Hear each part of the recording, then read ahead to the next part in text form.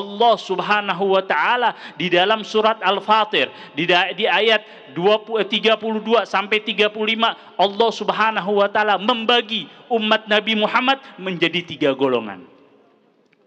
Menjadi 3 golongan. Jadi kita keutamaan, kemuliaan diberikan oleh Allah Subhanahu wa taala menjadi umat Nabi Muhammad dibagi menjadi 3 golongan. Yang pertama, zalimun li nafsihi. Yang kedua, al-muqtasid. Yang ketiga, sabiqun lil khairat. Di dalam ayat Al-Qur'an di dalam surat Al-Fatir disebutkan, ya ini mahwa zalimun li nafsihi. Dalam tafsir dikatakan apa yang dimaksud zalimun li nafsihi? Disebutkan orang yang zalim li nafsi itu orang yang meninggalkan wajib, perintah wajib atau fardu dan mengerjakan yang haram. Paham? Golongan pertama atau apa? Zalimul nafsi, orang yang zalim pada dirinya, yang mengerjakan yang wajib, mengerjakan yang haram, meninggalkan yang wajib ataupun yang fardu. Itu orang zalimul nafsi. Paham? Dia ninggalin yang wajib terus ngerjain yang haram. Yang pertama. Yang kedua, al-muqtasid. Al-muqtasid itu golongan dia mengerjakan yang wajib dan meninggalkan yang haram, tetapi dia masih meninggalkan yang sunnah dan mengerjakan yang makruh. Itu al-muqtasid. Yang terakhir, yang ketiga, sabiqun lil khairat. Apa itu sabiqun lil khairat? Golongan apa?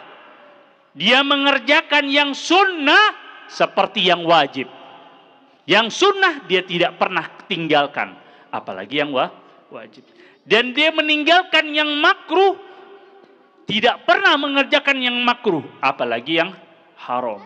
Itu sabiqun lil khairat. Itulah 3 golongan umat Nabi Muhammad sallallahu alaihi wasallam. Diriwayatkan dalam tafsir dan diriwayatkan hadis oleh Abdullah bin Abbas, tafsirnya sahabat, ahli tafsirnya sahabat. Diriwayatkan di dalam hadis pertama, as-sabiqun lil khairat, orang yang mengerjakan yang sunnah seperti wajib dan meninggalkan yang makruh seperti haram, yadkhulul jannah bighairi hisab, masuk surga tanpa dihisab oleh Allah Subhanahu wa taala. Siapa itu? Sabiqun lil khairat, yang mengerjakan yang sunnah seperti wajib dan meninggalkan yang makruh seperti meninggalkan haram. Jadi dia mengerjakan sunnah terus, lebih dahulu sunnah dan wajib, apalagi sunnah saja tidak pernah ditinggalkan, apalagi yang wajib. Dan dia menjauhkan hal-hal yang makruh, apalagi yang haram. Itu yadhul jannah bighairi hisab, masuk surga tanpa dihisab oleh Allah Subhanahu wa taala. Yang kedua, al-muqtasid. Apa itu al-muqtasid? Orang yang mengerjakan yang wajib dan meninggalkan yang haram, tapi masih meninggalkan yang sunnah dan mengerjakan yang makruh. Yaitu yadhul jannah birahmatillah, masuk surga dengan rahmatnya Allah Subhanahu wa taala. Yang ketiga, apa itu? Zalimun li nafsi. Orang yang meninggalkan yang wajib dan mengerjakan yang haram, maka yadhul jannah bi syafaatin Nabi Muhammad sallallahu alaihi wasallam. Tuh, keistimewaan umat Nabi Muhammad, yaitu masuk surga umat Nabi Muhammad semuanya. Kita nih, dengerin, kita semua masuk surga. Jaminan dari Allah Subhanahu wa taala, jaminan dari syafaatul udmah, yaitu syafaat Nabi Muhammad sallallahu alaihi wasallam. Ya Habib, berarti kalau udah jaminan surga, berarti kita nggak usah taat kepada Allah. Yes, nggak begitu. Benar nggak? Tetap perintah dari Allah itu taat.